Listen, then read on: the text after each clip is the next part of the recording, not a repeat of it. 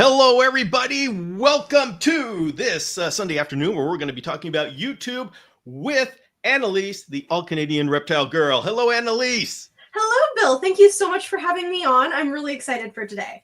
Oh, this is going to be great. And we already have people in the chat running. We've got Canadian representation here. Yep. So, yeah, good old Lucky Ben. Funny how Canada has become part of the Bill Strand community growth. Yep. You know what? This wasn't anticipated and it wasn't planned. It just kind of happened where I realized, I guess 50%, and it's very soon going to be more than 50% of the people I've had on are Canadian. So, like I say, why are Canadians so awesome? What's going on? I don't know. I think it's probably got something to do with the amount of maple syrup we're eating. Honestly, I think that's it. You just eat something so delicious and purely sugary, and what else is going to happen? You just become sweet. Yep. All right. Well, we've got, we first have to deal with people in the chat here. And Wade Beatties is very, very happy that he's here at the start. He usually comes in at the middle, but you know what? Congratulations. Yeah. There was an interesting comment here. Jelly Turtle, Yep. You gave me a very dirty look at Animal Con 2023 when I was dressed as Adam. Jelly Turtle, I got to admit, I don't remember this. And if I ever saw somebody, Adam, I guess you're talking about Adam Wickens? If I saw somebody dressed as Adam Wickens, I would be incredibly amused. So I'm not sure exactly the context of this, but you know what? I understand. These things can sit with you for a while. So I'll watch my dirty looks at the next Animal Con. Rein those in a little bit. So, let's see. Okay, aquatic moose. That's okay. It's good to see you, aquatic moose. Oh yes. And wasn't Annaliese part of your team again at Clint's Bash? Yes. Absolutely. We were on the same team. It was a bunch of fun. Yeah. And also, yes. Credit. You put an E in my name where no one does. Usually people forget the E after the I, so good job. Oh, okay. People always spell your name wrong. Yeah, always. But isn't it an A-N-N-A? It is. Okay. All right. Yeah. Making sure I get that right. But hey, I'm just happy to see an E after the I because no one ever does that. Like, ever. Yeah. It's ridiculous. That is my favorite E. I love this spelling. It's like, oh my goodness, this is so cool. Thank you. And let's see. Wanted to go Clint's Bash so bad. Yes. Yeah, it was a lot of fun. It would have not to be like, oh yeah, I went and you didn't. No, it was a lot of fun, and it would have been great if you could have made it, but I understand.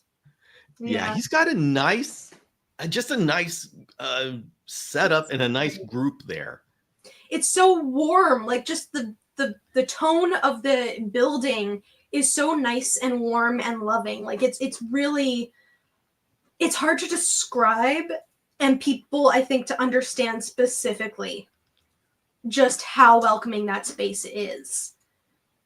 It's just so calming being there. Yeah. Well, here's a very good question, and hey, we'll just go ahead and jump right into here. Are you guys going to Animal Con 2025? Possibly. At least for us, we were thinking we might actually go to Retic Fest in July. Or June. When is that? July. It's July. I know my dates.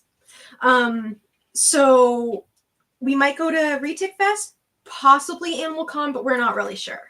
We're not really sure at this point. What about you, Bill? Well, I absolutely am going to Animal Con. This channel that we're on right now, starting in February, I am going to be creating a YouTube video series called Path to Animal Con. And if anybody wants to become an animal YouTube creator, you start with me in February, and we are going to go through all of the steps all the way up to Animal Con, and we will have an in-person meetup for the entire cohort at Animal Con. So yes, I will be going. That sounds really cool. I bet you're really, really excited for that. Oh my goodness, I am very excited, and the planning, there's a whole lot of planning that goes into, Oh, I and what bet. is it, a 6-month series of videos? Yeesh. So yeah, Yeah. let's see. Spell check hates me. My hand. Oh yes, Yeah, yes. same. Yeah. So, Uh-huh. and what location is Animal Con? Some, Orlando. Okay. Supposedly Orlando, Florida. There has been no announcements. We oh, don't even have confirmation that we have an Animal Con 2025. oh, okay. But I ask around. I see what I listen to the scuttlebutt. So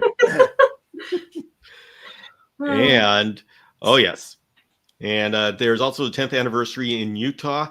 Okay, this is for the Chameleon Academy. Next year is the 10th anniversary of the Chameleon Academy outreach. And so, Congratulations. thank you. That's a Very really big exciting. milestone. We are going to have a celebration at Clint's. That's Aw. I still need to set it up with him and get the exact dates, but that is what we are up to. That's really, really cool. Yeah, just Okay. congratulations. That's really We'll wow. see if we can do that too. We'll see if we can go down and visit for that. That would be great. Oh, that would be so invited. awesome. So, That would be all great. right. Well, you know what? We have mingled enough here in the digital party. We need to get down to some hard-hitting questions here. Mm-hmm. Because so everybody, this is how it goes. This is a free-flowing interactive Q&A session. The overarching subject here is starting your own YouTube channel. That's really what this channel is about. It's helping people start their own YouTube channel, because I believe that is a way that we can strengthen our community, is by having more creators. And those of us who are creators, we know when we create an episode about some topic, we have to research it. Yes. We have to figure out how to verbalize it, which means we cement the understanding in our head. It becomes an incredible growth experience. And so my hope is that by creating more creators, we create a stronger foundation for our community. So that's what we're doing. And Annaliese is here to share her experiences with building up a successful reptile-themed YouTube channel. So let's and in my entire dialogue there's been more questions, and so we'll get to yeah, I see a couple good ones there. Jelly Turtles, the latest question there. Annaliese, how long does it take you on average to edit out all of your ums and uhs? Yep. When we there was another one. I'm so sorry, Jelly Turtle. I'm so sorry. I know you have to go back and count all these. I'm sorry. I'm trying my best here. So when we first started out, editing took like an entire week, like so long. But that was mostly because we weren't good at editing. Now, honestly, yeah, well, because we have a script. I only say the uhs and ums and all of that when I'm going off the cuff, kind of like I am here. So when I have a script, it's much easier for me to not do the, oh, something died. That light died. How tragic. No. Okay, sorry. I completely went off track there in my brain. Scripts, I'm so sorry. ums and ahs. Yes, this is why I have a script. But now that I have a script, the ums and ahs really aren't the issue. It's taking out the breaths, which is something a lot of creators that are starting out seem to have an issue with, where they don't think about it. We didn't think about it at first either, but take out your uhs, take out your ums, take out your inhales. Your videos will be so much snappier. And that's really the longest part. And now, if I'm editing, it probably will take about 10 hours to finish the whole video. Maybe a bit more, maybe a bit less, depending on the length of the video. If Dad's editing, what in total? You're faster than me. Yeah, maybe. So maybe It's like I think it's 8 longer for hours. you. It's like 10 hours. It's probably like, yeah, maybe 10. It's at least under 20. Oh, there we go again. 15 to 20 hours for me to edit. Stealing batteries. And for Dad, it's probably about 10 hours. But yeah. Anyways, that was a long way to do that. I just keep talking and I don't inhale. That's why I have to edit out the. Yes, yes. Oh, the inhales are the worst. They take so long to get rid of. And you think you've gotten all of them out, and then you go back and you rewatch what you edited to make sure it's good before you export it, and then boom, there's like 20 you missed. You know? Oh, they're the bane of my existence, but like I need them to exist. So All right. Well, this is we have to acknowledge you've been on YouTube for this is your 5-year, isn't it? Yes, this past October actually was my 5th year on YouTube. Was the 5th anniversary of my channel. What was it? The October 19th or something? Yeah, I think it's the 19th. It was October 19th is my 5-year anniversary on YouTube. So yeah, we just passed it. And you reviewed your first ever video. Yeah, I put out a video of me basically blind reacting to the first video I put out on YouTube, which is whew, that took courage. Yeah, it wasn't great.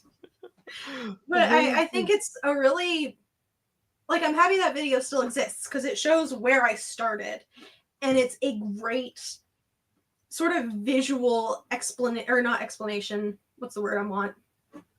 Example, yes, example of how far I've come and how much I've grown, which is really, really cool to see. And I think you don't really understand how much you've improved at something until you look back at the first time you tried it, and you can see. And it's just, I think it's a great example. I think everyone should do that at least once in a while. Yeah, and that's a important thing because a number of us started on YouTube long time ago, back before we knew what you're supposed to look like. And so we just showed up, hey, and then we grew. And now we get to this point and people are looking at who we are now and saying, oh, I got to be that way to start on YouTube. No. No. Go look at how we started. That's how you got to start, and just go through the process. Yeah, just do it, honestly. And I think people also get intimidated too. They're like, oh, I need to look like this creator. And it's like, no, actually, you just need to talk to a camera like it's a person. So how would you interact with that person in front of you if you're telling them this sort of thing? Imagine whoever it is, whether it's a friend of yours or something like that, especially if you're nervous on camera. I find that helped, is just start talking to it. Just talk like you would normally. And yeah, don't try to imitate someone else. Just try to, imitate yourself, I guess.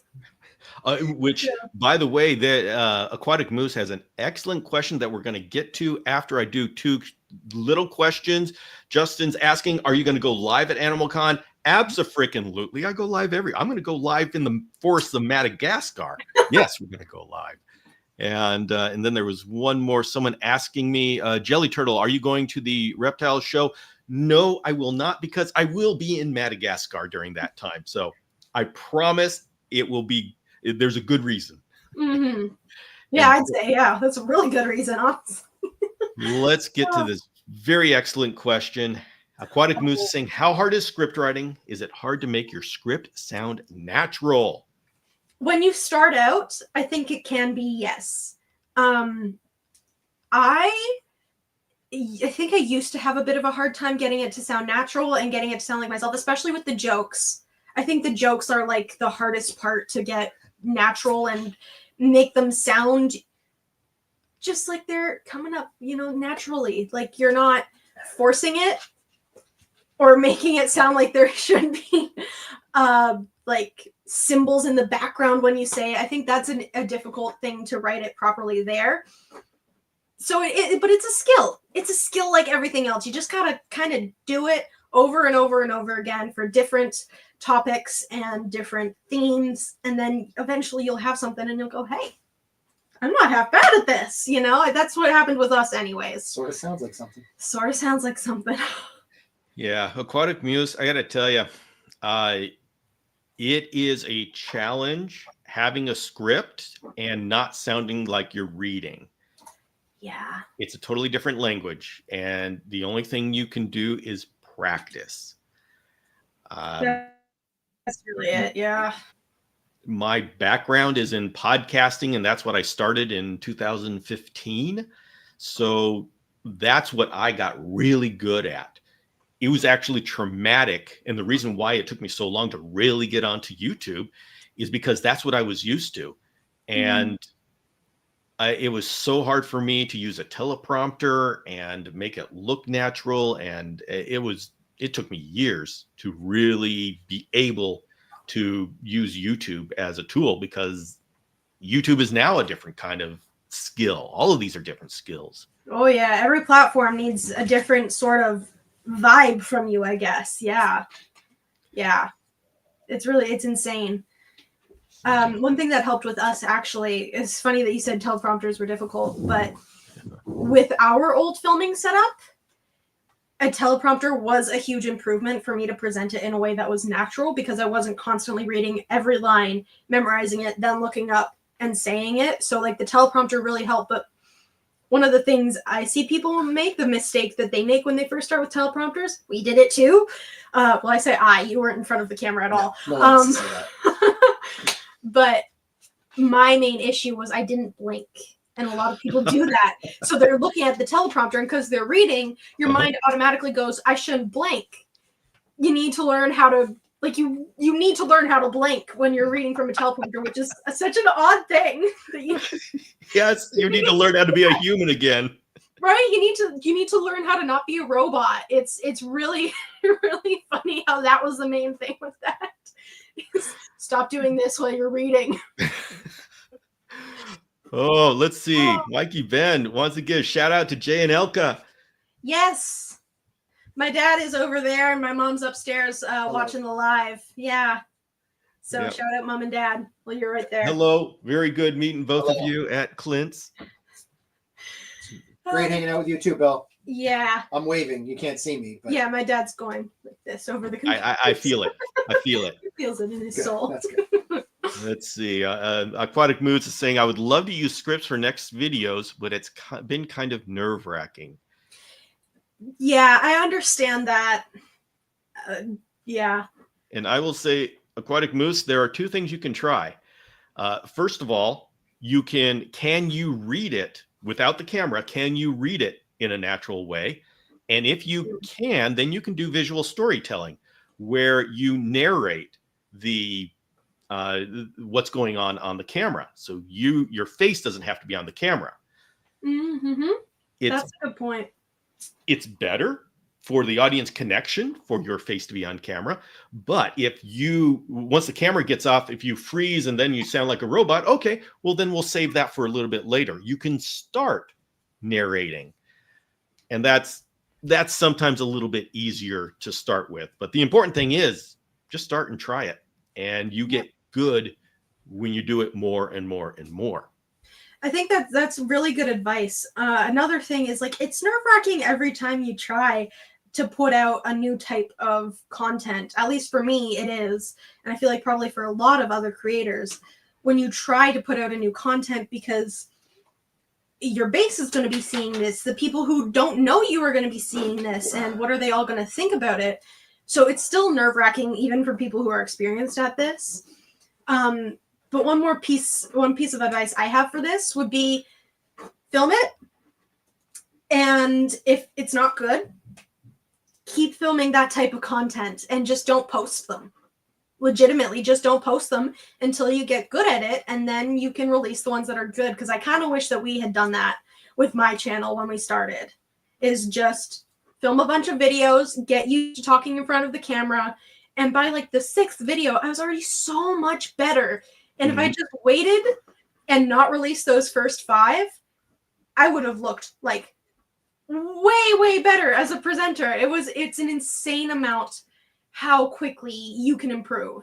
Mm-hmm. So yeah, you don't have to actually release it. Just film it and try to get good at that.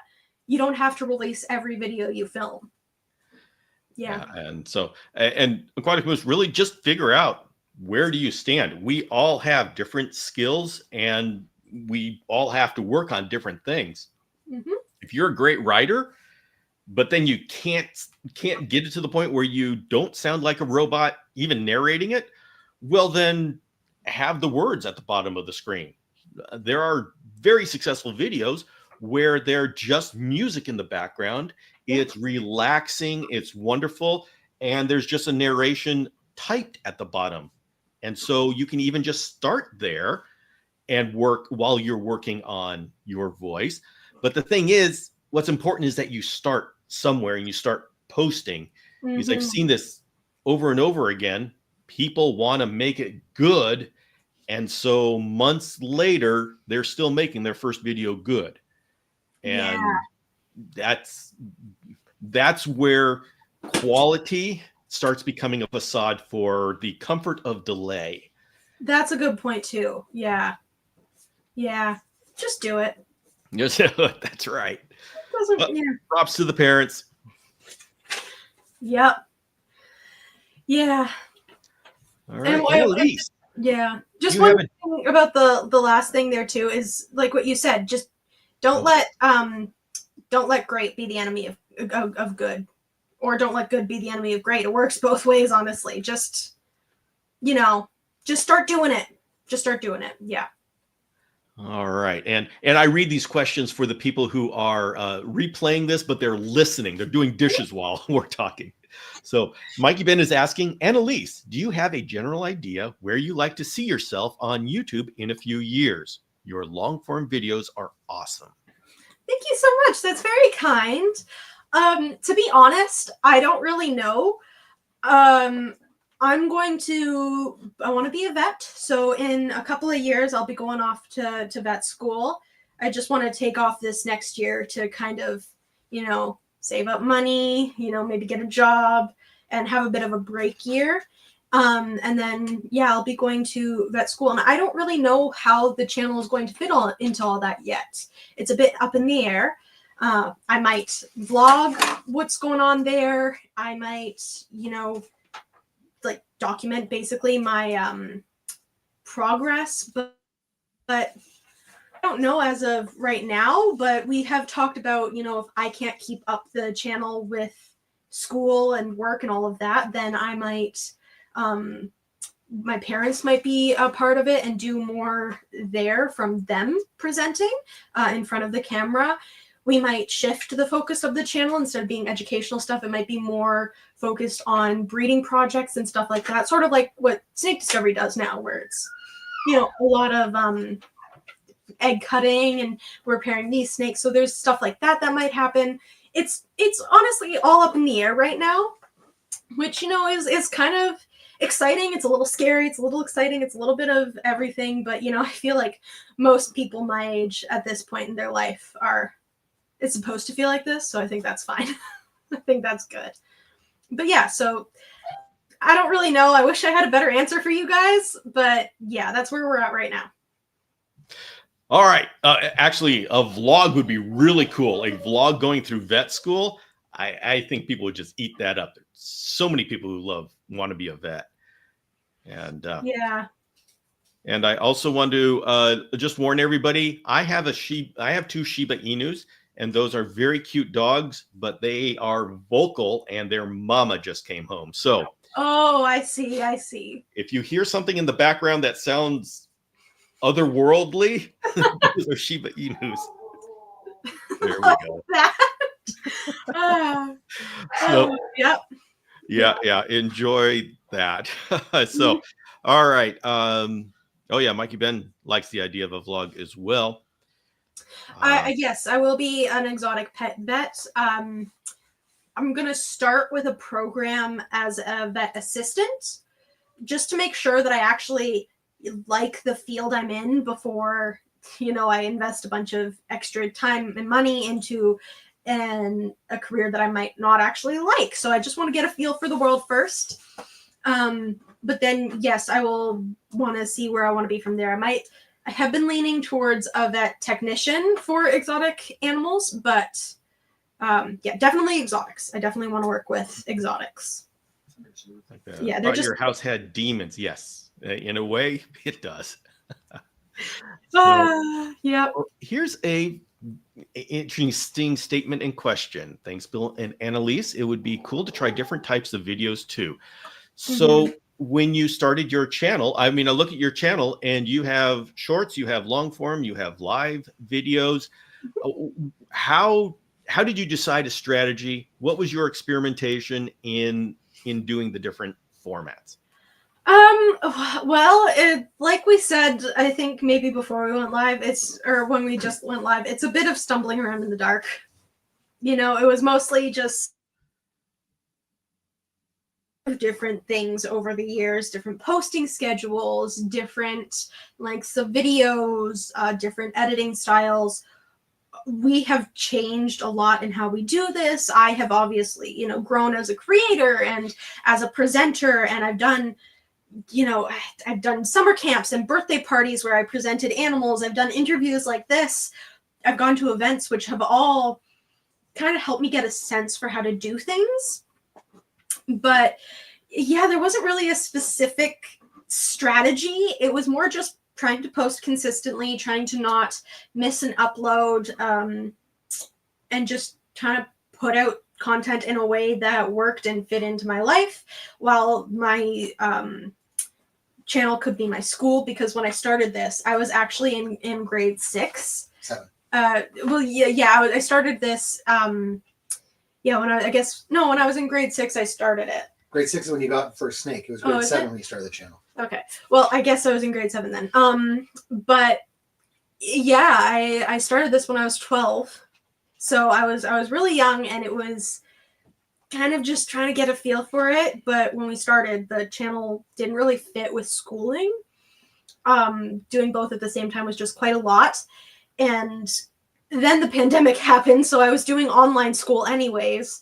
And so I became homeschooled, which a lot of my followers know, and my channel became a big part of my homeschooling, which is why a lot of my videos are science-based or more informational rather than just fun, whatever content. It's because I'm actually learning in order to put this forward as content too. So that was just mainly our strategy, was trying to just put out content in a consistent way and just increase the quality over time slowly, because, you know, that's kind of the goal, I guess. But yeah, right now we're on an every other week basis. Well, actually not currently, right, but that's a strategy we tried. But I've gone every other week. I have gone once a month with shorts in between. I have gone every week I posted a video. We've tried a bunch of things, but right now the way that's working best for us is once every other week. Especially now that I have long COVID, it's been a much easier this way. But yeah, we recently tried to do a 30 days of shorts thing, because I saw that's a thing that people are, you know, trying to do to increase engagement and all of that stuff. And it didn't really work because of YouTube's increasing the hi. This is what a Shiba Inu looks like. What's their name? This is Vixen. Hi, Vixen. Oh, one.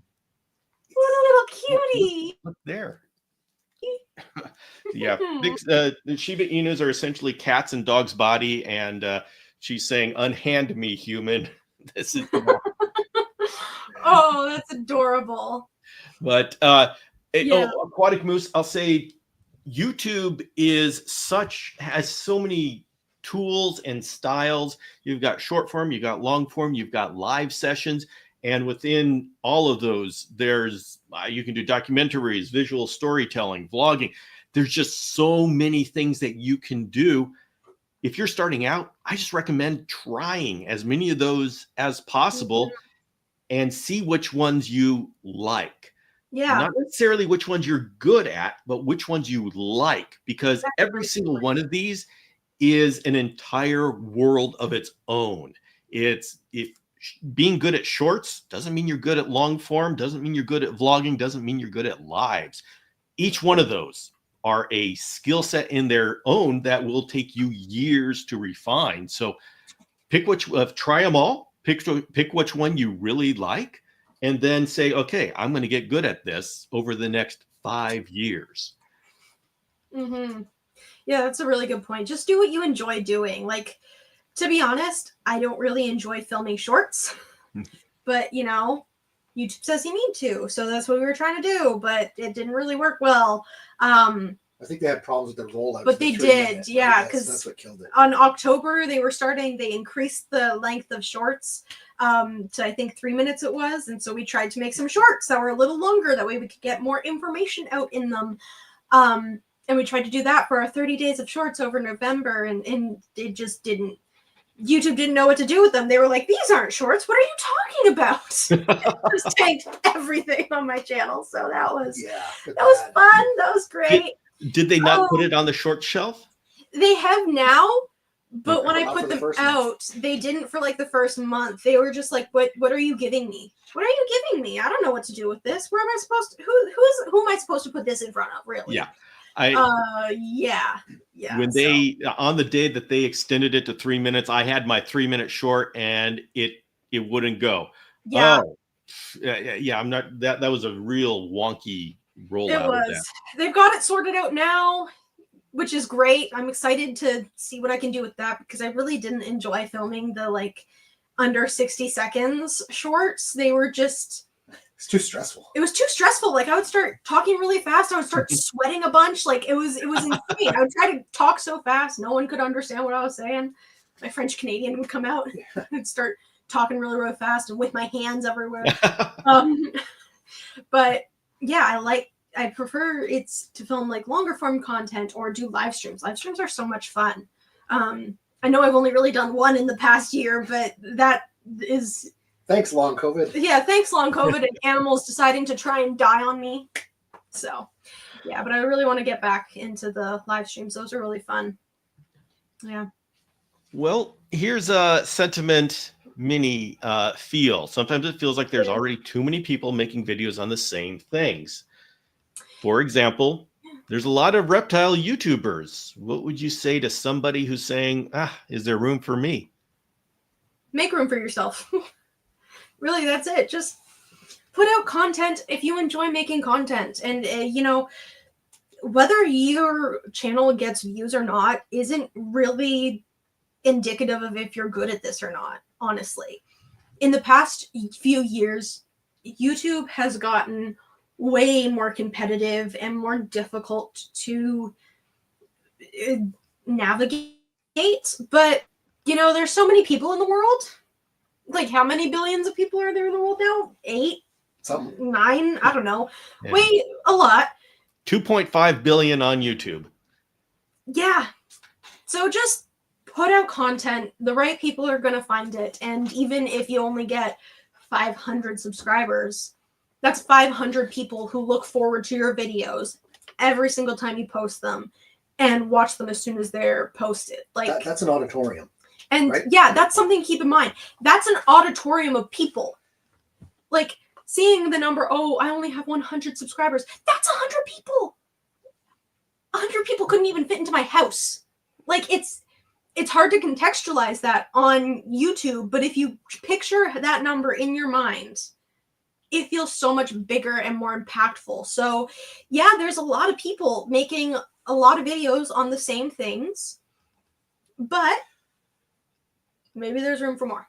Well, find your own way to do it. Like you and Adam literally just did a video on a script that we're almost done. I'm editing it for you. Yeah, you're editing it. But it's a completely different video. It's the exact same topic. You can share what it is if you want, I guess. No. No? Okay. No, not right now. All right.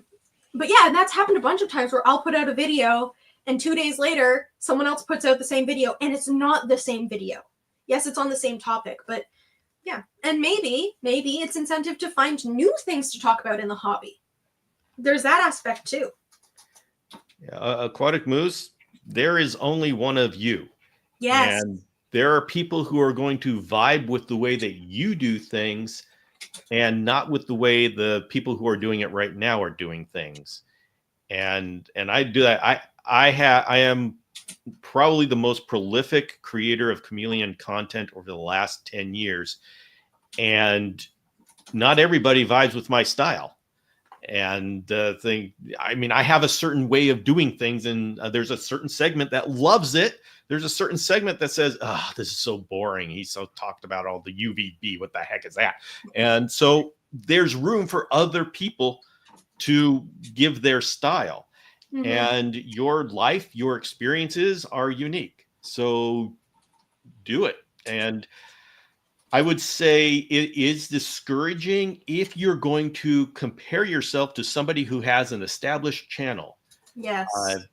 That's a real rough way to go, and I don't recommend it.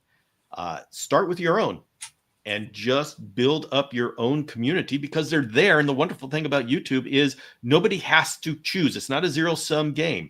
Everybody can follow these different people.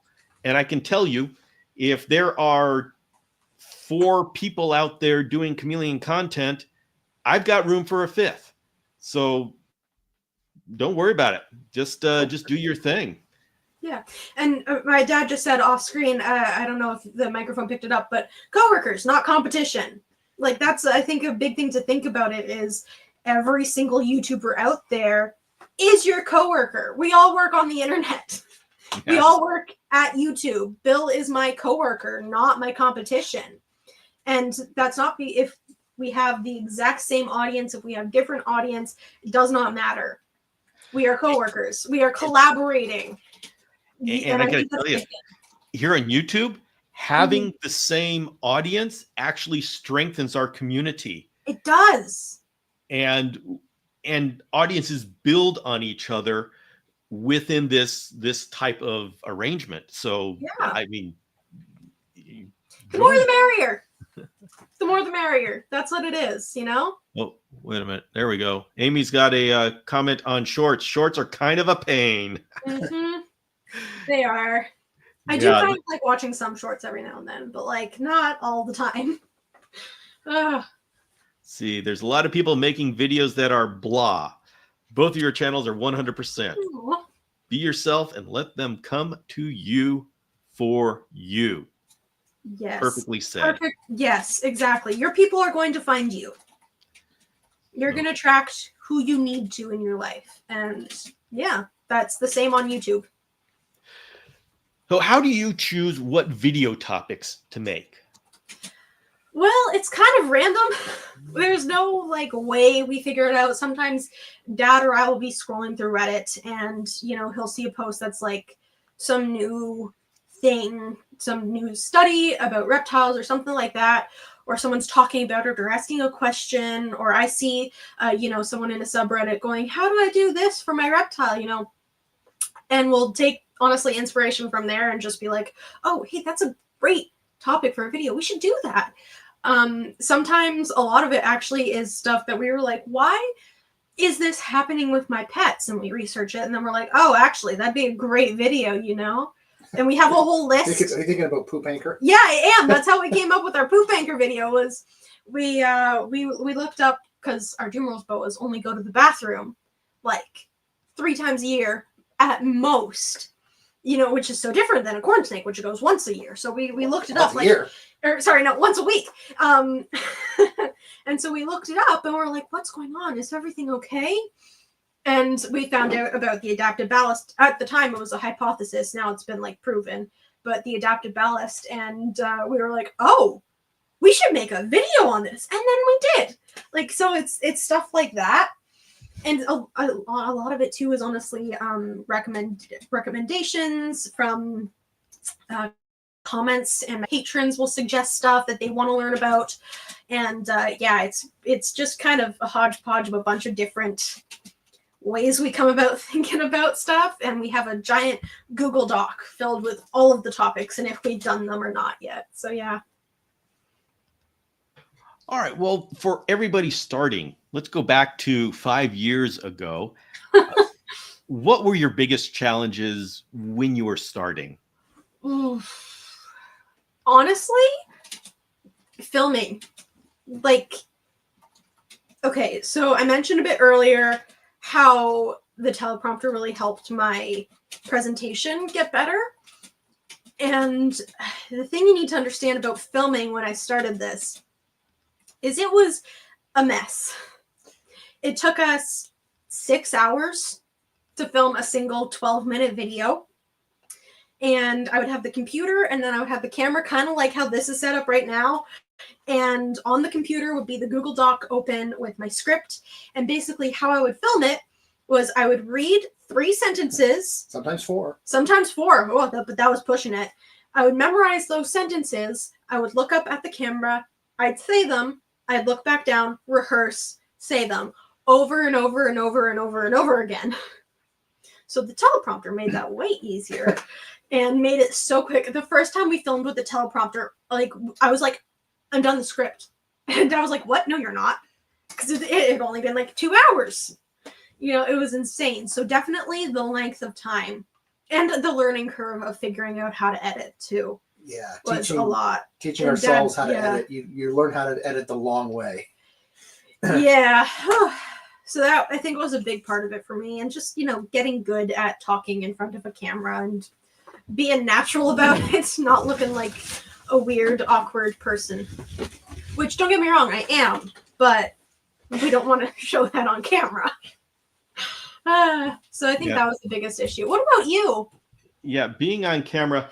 And by the way, everybody, you may hear some panting. I'm holding her because she's having a little bit of allergic reaction, so she's scared. Oh. And I'm going to have my wife Yvette come and grab her and make sure she gets the love she needs. Yeah. Let's see. Okay, we'll have the handoff, and then I will absolutely give you that answer here. Sounds good. Give me a second here. I'll just read a couple of comments. It's good. Okay. Yvette? Yvette, can I give you?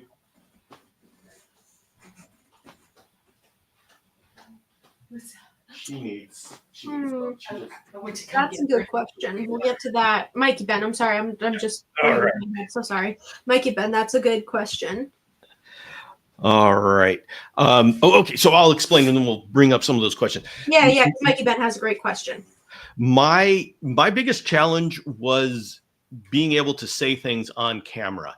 And I think that's going to be a common thing across so many people. Yeah. And I would try to do a teleprompter. I would try to do a script. I try to memorize the script, but I couldn't get it so it would look natural. Yeah. And it was just so frustrating. I mean, I looked at some of my old videos and it's painful. Apparently it didn't look that bad when I actually edited it, but I think the biggest thing was what was going on behind the scenes, how much energy it took to create a video. Yeah. Yeah, that's a big part of it. It was not sustainable with everything else that I was trying to do. I was doing a podcast, work. I just couldn't produce a video I mean, I should have done once a month just to get my skills up. But at that point, I thought I had to do it a weekly and just couldn't handle that. Yeah, we were under the same impression when we started too. So Come here, buddy. let's see. Okay, you got. Is this the question? Describe your dad's evolution of video or videography. Yeah, videography. Well, my dad when we started the channel, Dad learned how to edit for me, and then he taught me how to do it. He's still better at editing than I am, but that's where it came from, is my YouTube channel being the inspiration for learning that, I guess. And he just kind of did it. He didn't learn really how to do it from a video or stuff like that. He just was like, I'm going to hit this button and see what it does. Then I'm going to hit this button and see what it does. And that's kind of how he figured out. Oh, by the way, we use Hit Films. We use the free version of Hit Films, if anyone's wondering. So, yeah. Yeah, and I would say editing is an intimidating thing for a lot of people. Yeah. Yes, it is intimidating, and yes, but these companies have come out trying to make it as easy as possible. If like iMovie for the Mac users, that was specifically done to make it easy. Now CapCut for both Mac and Windows and mobile is making it easy. Of course, as the easier it gets, the fewer capabilities you get with it, but it gets you started. It does. And it's it's a nice entry into the world of editing. It gives you a base of knowledge that you can build off of with more advanced editing programs, and I think that's really, really helpful. And even the bigger editing programs have definitely come a long way in the past few years, at least that I've seen, that are make it a bit more beginner friendly. So that's definitely a good thing too. Now, as part of this series that I have coming up starting in February, because January is when I'm in Madagascar, I will be doing a number of episodes on how to use DaVinci Resolve, which is a professional but free program. Yeah, my friend actually uses it. And I will be distilling it down to be as easy as possible for anybody who's starting editing. Specifically, if you've never touched an editor, these videos are going to be for you. That's really cool. Because yeah, who is Pirate Pete? Is that who? Yes, this is Pirate Pete. He has no feet. Oh, whoa! His siblings ate them when he was a baby. Yikes! Long before we got him, but yeah, he's my good boy. Okay. Well, over these last 5 years, what have you noticed change in YouTube from when you started? Well, like I said a couple minutes ago, I feel like it's gotten a bit more competitive, especially over the pandemic. I feel like a lot of people were just bored, and so they were like, I'm just going to start filming my stuff, my plants, my animals, my pets, my life, and just posting it. So I think there's been an influx recently in, creators, which has definitely made it a bit more competitive. However, I also feel like they've done some things to help make it easier, like with implementing shorts in the first place and making the shorts longer just recently, though they did need to figure that out first. But, I also, one thing I will say, how YouTube has changed that I'm not really a big fan of is how many ads they've added to videos now. Like, yeah. As a consumer of content, as just a viewer who's watching my favorite commentary YouTubers with my dad in the evening, it's like, I don't want to watch a minute and a half of ads before I have to, and they're unskippable. And it's like, what is this? And as a creator, like, I guess it's okay, but really? So that's one thing that I don't really like, how YouTube has changed. But the other changes, I feel like, are for the best for the most part. But yeah. One thing to consider for all of you starting is that artificial intelligence is seeping into every aspect of everything that is out there. And so the human touch is going to become at a higher and higher premium and be more and more valuable. So, excuse me. So consider with your channels, building that relationship with your audience and doing things that build community, because that's one thing that AI is not going to do. Yeah. Yeah. And so entertainment, education, a lot of these things, we got to watch AI coming in. And I know in the chameleon world, there's already a couple of completely AI generated chameleon channels. And I hate to say that they're getting more views than mine are. That sucks. Yeah. Like, AI was really made that way, us humans could continue making more art more easily. Yes. And, being able to connect with each other again, because the AI would take over the, tasks that can be automated.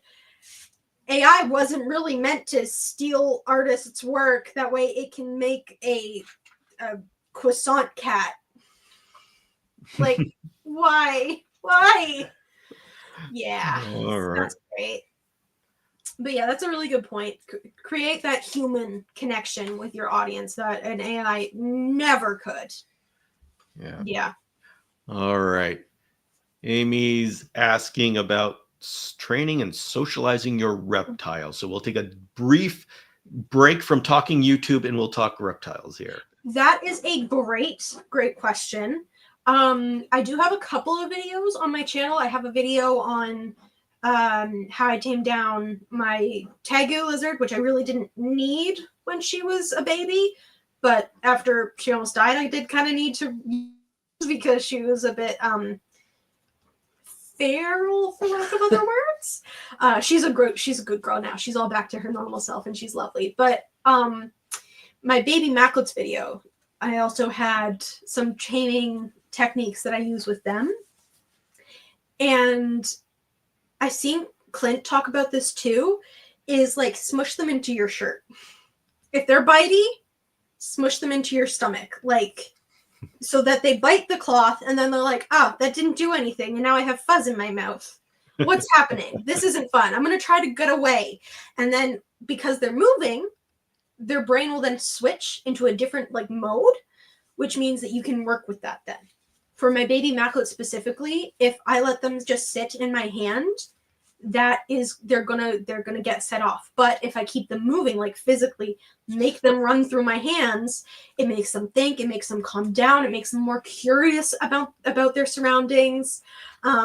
So that's my main thing is one, it's a case by case sort of, you just got to get the vibe of the animal specifically that you're trying to work with. Target training is absolutely incredible. It is invaluable for the animals that are smart enough to do that.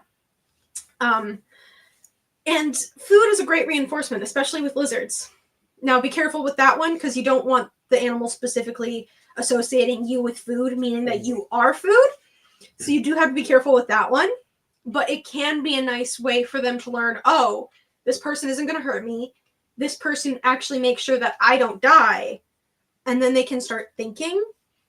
But yeah, just be quiet. Don't hold direct eye contact. Be slow but deliberate with your movements. Be calm. One thing I don't see a lot of people talk about is don't act like a predator, but don't act like a prey item. So basically what I mean by that is you want to look at them, but blink a lot, look away. You don't want to be too hesitant with your movements or like more jerky and anxious because that's imitating a prey animal. But you don't want to, come off as too overbearing and overconfident and end up seeming like a predator. So what I do in that instance is I blink a lot. I talk at a normal level. I'll look at the animal. I'll look away. I'll talk to my parents. I'll move my hands slowly, but, exaggeratedly. That way they know I'm not hunting them. Mm-hmm. Because no animal that is hunting that reptile or whatever is going to be moving and making noise and looking away from the prey. But a prey is not going to do that either. And I found that really helped with specifically my Schneider skink of all animals. But yeah. I want to ask, what kind of opportunities have been presented to you during your time of creating a YouTube? What doors has this opened up for you? That's a great question. Because there have been quite a few, and I've gotten to experience unique things because of my channel. I guess we'll go back to the beginning and go in chronological order, but we'll see how long that lasts because my brain doesn't like to do that. But when I was younger, I got to do some interviews like this. I got to, once I built up my channel a little bit, I got a job at a pet store working specifically in the reptile department. And the 14? Only reason, I was 14. And the only reason they hired someone that young is because of my channel. And because they could see my knowledge and how I interacted with the animals, which really was the only reason they hired me, honestly, because the youngest person they were hiring was 16 years old. So that was an incredible experience. I got a lot of experience with animals there, specifically helping tame down reptiles and stuff like that are more anxious. I got a lot of experience with that there. But past that, then I got to do presentations at summer camps for the city of London in Ontario, not Not the cool one. not the posh one, this one that's in Canada that I live near. Yeah, I was actually born in London, so that's really cool. But yeah, I got to go into the city and I got to present my reptiles at the summer camps for one summer, and then at a different, actually last summer and the summer before, I got to do the one, the Strathroy summer camps out in Strathroy, their museum. I got to go and do that. That was really cool. I've been able to go to expos. I've been invited as a creator guest to expos, and I even co-hosted with Charles from Critterbox. Yeah, Critterbox. Thank you. I was like, Charles from Critterbox and Fadi from Daffy's Reptiles, who you did the first installment of this with. Yep. Yeah. You know, we co-hosted the CRBE because of this. We were the second choice, by the way. Adam was supposed to be there and he couldn't make it because of AnimalCon, but we're not going to focus on that. I co-hosted, okay? Hey, you know what? Nobody else was second choice. That's true. I guess that's a good way to look at it. Yeah, and we got to go to Clint's Reptiles, the first one and like the grand opening and this 5-year one, and I got to meet Ed and Emily because of this. Like, it's been and Bill incredible. Strand. Yeah, and Bill Strand. And Bill Strand, yeah. He's a great person, by the way. You should hang out with him if you ever get the chance. Hang out with Bill Strand. He's a lovely person. That's right. But and I get to do things like this. Like I've been on the Animals at Home podcast. I did an interview with Ecotasia and with Gary from Addicted and Constricted.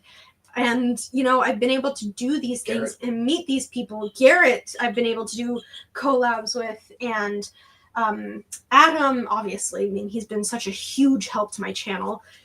And I wouldn't have been able to meet any of these people and have any of these interactions without this channel. So that's a big part. Or have any of your animals. Yeah, or have any of my pets that I currently have. So there's that too. So yeah, that's mainly been the big one is, I've been able to get out and meet people I never would have otherwise, which is really, really cool. Yeah.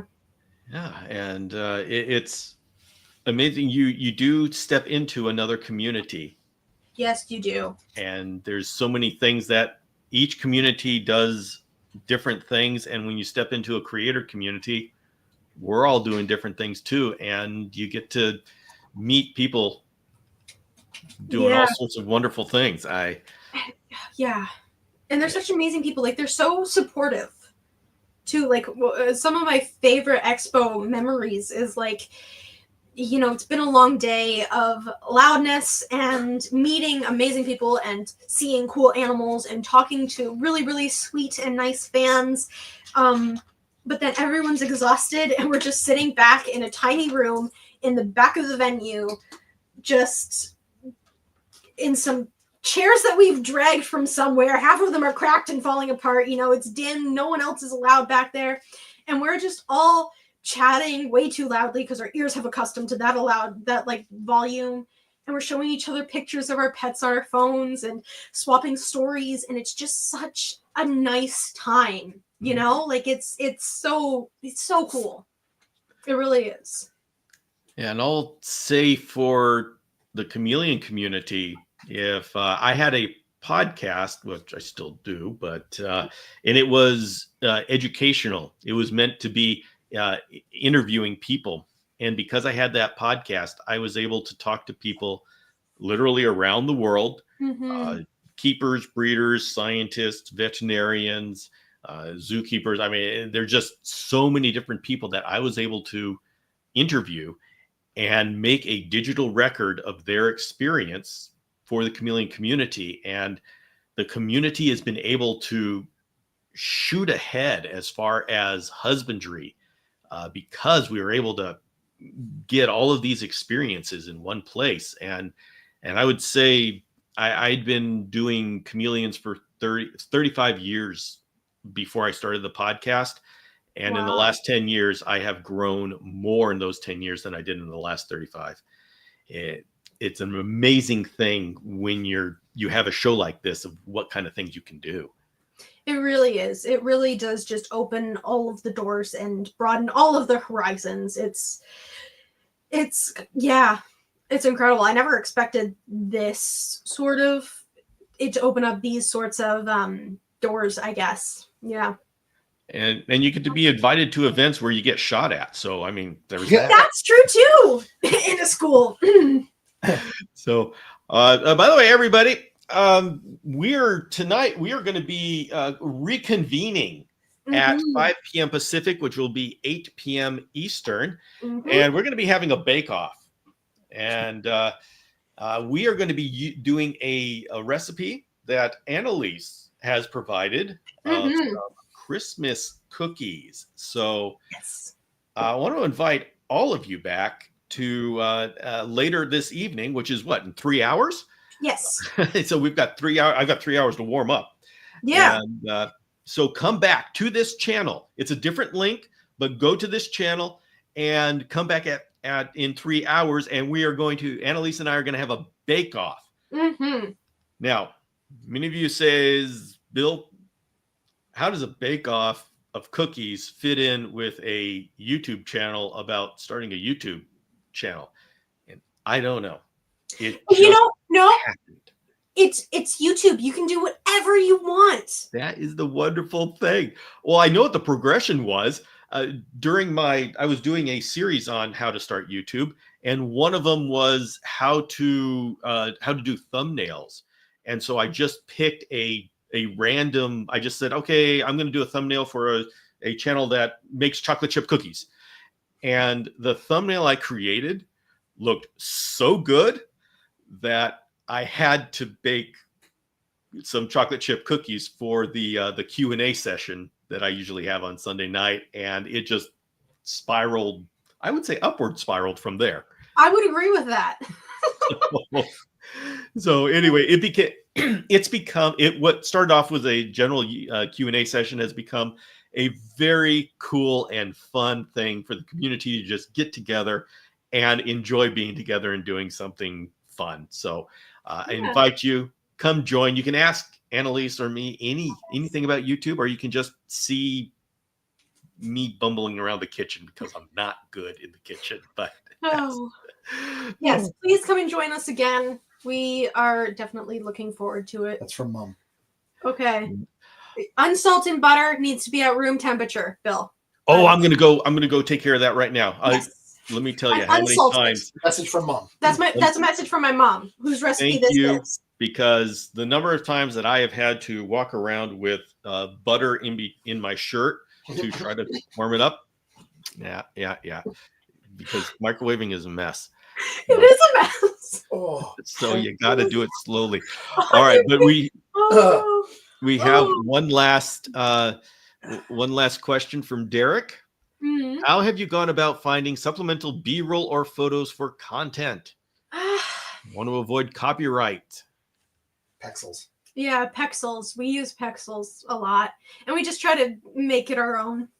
Oftentimes, we'll try to just make the video around, if we can, around B-roll that we already have. But if we can't, then Pexels. Yeah. Yeah, and Derek, it's best to just go for a service. Like if you want, there's video B-roll services, and just pay the subscription. And Pexels is free. That's why we use it. Anything that they have. And the thing is, they will whitelist you, meaning that if anybody has a problem and goes to them, they will automatically say, no, this is authorized. And then you don't have to worry about the copyright strikes. Yeah. If you don't do that, then you run into risk. That's true. Yeah. So, all right. I think that is it for today. We need to go and prepare for tonight. Yeah, got to make room for all the cookies I'm about to eat. That's right. Oh boy, I tell you, this has been the funnest and most delicious trend on YouTube that I have encountered. So. I would be inclined to agree. All right, everybody. Thank you very much, and we'll see you tonight. Thank you. Have a good evening.